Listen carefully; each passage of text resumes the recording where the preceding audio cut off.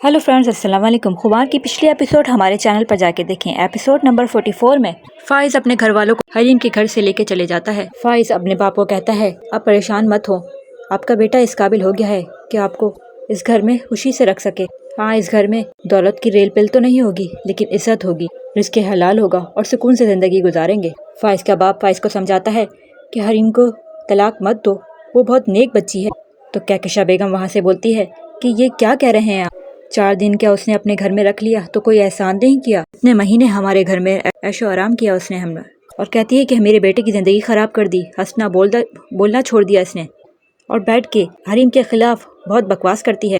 कहकशा बेगम का घमंड अभी तक नहीं गया, उसे किसी बात की अभी भी शर्म नहीं है। फाइज फिर वहाँ से उठ के चला जाता है तो उसकी बहन अपनी माँ को कहती है कि आप इस कदर जालिम हो सकती हैं, मैं सोच भी नहीं सकती थी। कहकशा बेगम कहती है कि हरीम को बहुत से मिल जाएंगे, लेकिन हमें फाइज नहीं। तो लाइबा कहती है, भाई का क्या फाइज भाई को हरीम जैसी बीवी मिल सकेगी? और अपने घमंड से कहती है कि मैं अपने बेटे के लिए खुद लड़की ढूंढूंगी। हरीम क्या? लाइबा कहती है, हम ना भाभी जैसी।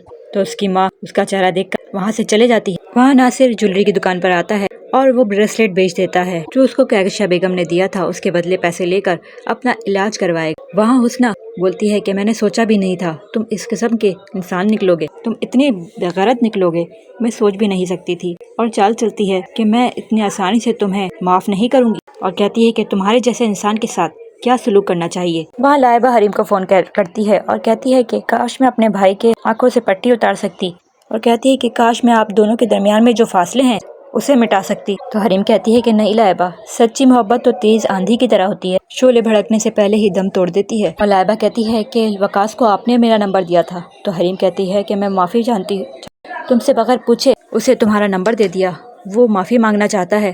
फिर वहाँ हरीम का भाई अपने बाप को फ़ोन करता है, उसका बाप सारी कहानी बताता है। तो उसका बेटा कहता है कि फाइज जब हमारी मदद किया करता था, अब ऐसा क्या हो गया है जो उसने सोचने समझने की सलाहियत ख़त्म कर दी है? तो उसका बाप कहता है कि जो हुआ सो हुआ, अब मैं इन तमाम बातों को भूल जाना चाहता हूँ। हरीम का बाप कहता है कि मुझे तुमसे मशवरा करना है, मुदस्सिर की माँ ने मुझसे रब्ता किया है। और वो कहता है कि ये बात ना हरीम को मालूम है ना मुदस्सिर को। वो दरअसल हरीम का हाथ मांगना चाहती है मुदस्सिर के लिए, और कहता है कि उनका मानना ये है हरीम और फाइज का मामला ख़त्म हो जाए तो उसके बाद ही ये बात आगे बढ़ाएंगे। तो उसका बेटा कहता है, मैं रोज़ ही हरीम से बात करता हूँ, मुझे नहीं लगता कि वो राज़ी होगी, वो फाइज की तरफ कभी नहीं लौटना चाहती, लेकिन आइंदा के लिए भी किसी नए तजुर्बे के लिए तैयार नहीं है। ऐसे में तलाक का होना या ना होना उसके लिए बेमायने है। और उसका भाई कहता है कि मैं नहीं चाहता कि इस वक्त ये बात छेड़कर उसको जहनी तौर पर परेशान करें। उसका बाप कहता है कि मैं हरीम को उसके हाल पर नहीं छोड़ सकता, और मुदस्सिर एक बहुत अच्छा लड़का लगता है मुझे। तो वो अपने बेटे से कहता है कि मैं ये चाहता हूँ कि तुम एक भाई बहन होने के नाते एक अच्छे दोस्त भी हो, तो तुम हरीम से बात करो और तुम हरीम को समझाने की कोशिश करो। फिर वहाँ फाइज जब वो स्टॉप पे खड़ा हुआ होता है तो वो हरीम और मुदस्सिर को देखता है कि वो एक साथ गाड़ी में जा रहे हैं।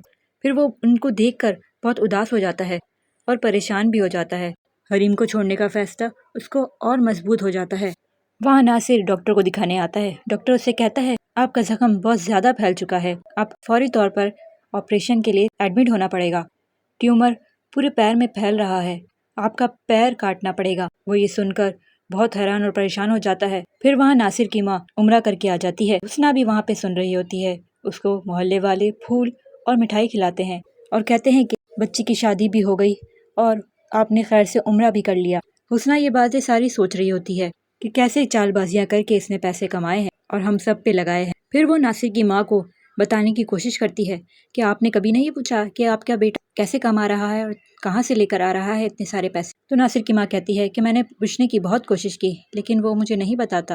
हुस्ना कहती है कि आप इसे खुशकिस्मती समझती हैं, क्या माँ बाप का फ़र्ज़ नहीं है कि अपने बच्चे की अच्छी बुरी हरकतों पे नज़र रखना या उनकी आमदनी के ज़रिए पे ध्यान देना? हुस्ना उसे कुछ बताना चाहती है। नासिर की माँ कहती है कि क्या मतलब, तुम तो डरा रही हो। हुस्ना कहती है कि अपने फ़राइज़ से नज़र चुराकर आप उसे खुशकिस्मती का नाम देती हैं।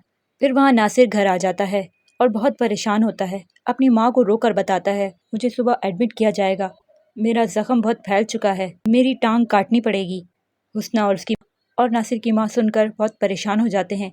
फिर वहाँ लाइबा वकास से मिलने आती है। वकास उसे समझाने की कोशिश करता है और कहता है कि मैं तुम्हें नहीं छोड़ सकता, मैं फिर से अपनाना चाहता हूँ, لیکن ہمارے گھر والے نہیں مانیں گے۔ کہتا ہے کہ ایک راستہ ہے، ہم نکاح کر لیتے ہیں، میرے گھر والے مان جائیں گے۔ فائز کے گھر والے سب ڈنر کر رہے ہوتے ہیں۔ فائز کا باپ کہتا ہے کہ سوپ بہت اچھا بنایا ہے، تو لائبہ کہتی ہے کہ سب حریم بھابھی سے سیکھا ہے، حریم بھابھی کے گھر پہ رہ کر سب کچھ سیکھ گئی ہوں۔ تو اس کا باپ کہتا ہے کہ حریم کے ہاتھوں میں تو جادو ہے، اس کے کھانے مجھے بہت پسند ہیں۔ تو کہکشاں بیگم ناراض ہو جاتی ہیں اور کہتی ہے کہ کیا تم دونوں حریم کا نام لیتے رہتے ہو، اور وہ وقاص کا بھی بتانا چاہتی ہے۔ تو کہکشاں بیگم کہتی ہے کہ یہاں پر اب سے وقاص اور حریم کا نام کوئی نہیں لے گا۔ جب فائز کو لائبہ بتانا چاہتی ہے تو فائز کہتا ہے کہ اب سے حریم اور وقاص کا نام کوئی نہیں لے گا اور اس بارے میں کوئی بات نہیں ہوگی، اور ڈرامہ یہی اینڈ ہو جاتا ہے۔ نیکسٹ ایپیسوڈ کے لیے ہمارے ساتھ بنے رہیے، ویڈیو کو لائک اور چینل کو سبسکرائب کر کے بیل کے بٹن کو ضرور پریس کر لیں تاکہ نیو آنے والی ویڈیو کا نوٹیفیکیشن ملتا رہے۔ کامنٹ میں اپنی رائے کا اظہار ضرور کریں۔ اللہ حافظ۔